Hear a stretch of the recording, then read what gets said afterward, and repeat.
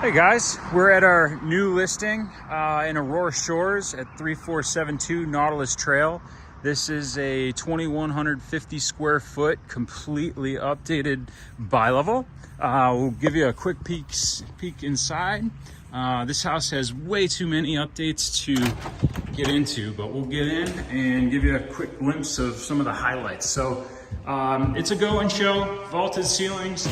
Whole house been recently painted, all hardwood floors throughout, new doors, newer windows, soft close kitchen cabinets and backsplash, all recently updated, open to the family room. This has 3 bedrooms and 2.5 baths. It could be a 4th bedroom if needed. There's 2 bedrooms on the upper floor and a full bath. And then in the basement has another really large living area, family room, mounted TV above the fireplace. It's wood burning. It walks out into the backyard. Has a half bath right off here. And then the master suite, which most of these homes in Aurora Shores don't have.